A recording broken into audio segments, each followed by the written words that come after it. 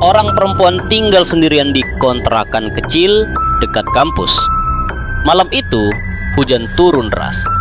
Saat jam menunjukkan pukul 3 pagi, terdengar ketukan di pintu. Tok, tok, tok. Dia yang masih terjaga karena tugas bingung siapa yang datang jam segini. Ia mengintip dari lubang pintu, tidak ada siapa-siapa. Lalu terdengar ketukan lagi, tapi kali ini dari jendela belakang. Tok, tok, tok. Pelan-pelan dia mendekati jendela. Ia menyingkap tirai perlahan. Tak ada siapa-siapa di luar.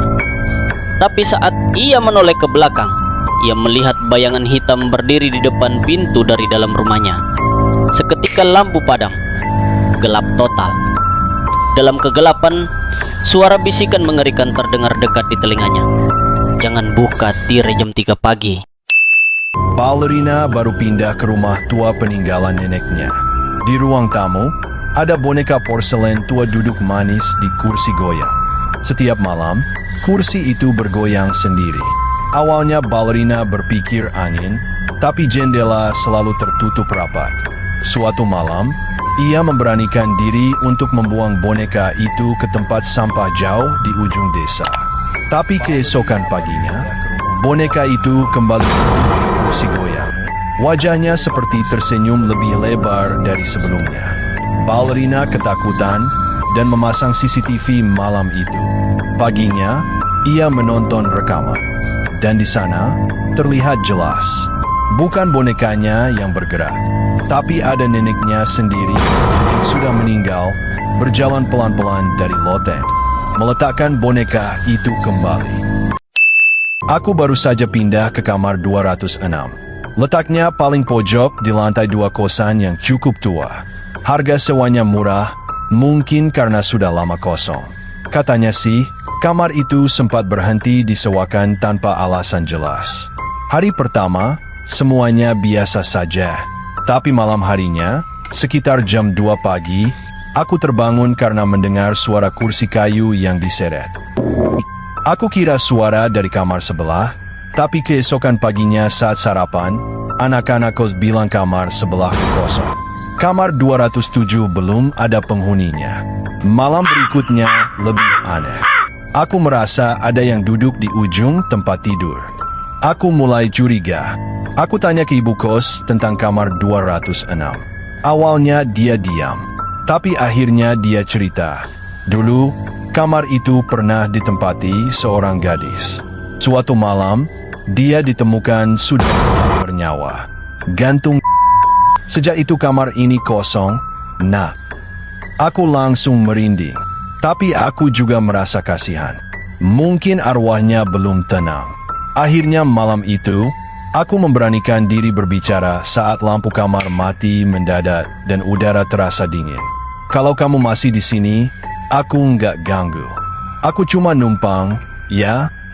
Tiba-tiba, suara bisikan lirih terdengar dekat telingaku.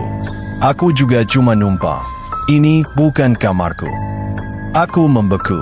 Kalau ini bukan kamar si arwah gadis itu, lalu siapa yang sebenarnya tinggal bersamaku selama ini? Malam itu, Dita baru pindah ke kamar kos barunya. Kamarnya sempit, dengan lemari tua peninggalan penghuni sebelumnya. Ia mulai merasa tidak nyaman saat melihat lemari itu. Ada bekas goresan di pintunya, seperti cakaran. Tengah malam, saat Dita baru saja memejamkan mata, terdengar suara ketukan dari arah lemari. Dita bangkit, menyalakan lampu, dan membuka pintunya. Kosong. Ia tertawa kecil, mungkin hanya imajinasinya karena lelah.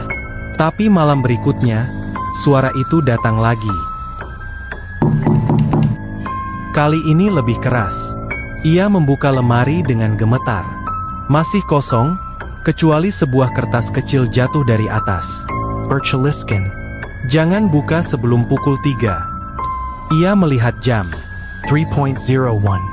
Di belakangnya, pintu lemari tertutup sendiri. Dan dari dalam, terdengar bisikan. Sekarang kau gantian di dalam. Lampu kamar padam. Cowok ini tinggal sendirian di kosan. Suatu malam dia iseng cek CCTV yang baru dipasang. Semua terlihat normal sampai dia lihat satu hal ganjil. Di depan pintu kamarnya ada seseorang berdiri diam selama 20 menit. Dia panik, langsung kirim video ke pemilik kos. Tapi balasannya bikin dia makin gemetar. CCTV itu belum aktif, belum disambung listrik sejak kemarin. Kalau kamu jadi dia, masih berani buka pintu tengah malam. Patapin akhirnya memberanikan diri melamar pacarnya di restoran romantis. Sambil berlutut, dia berkata penuh haru, "Sayang, maukah kamu menikah denganku?"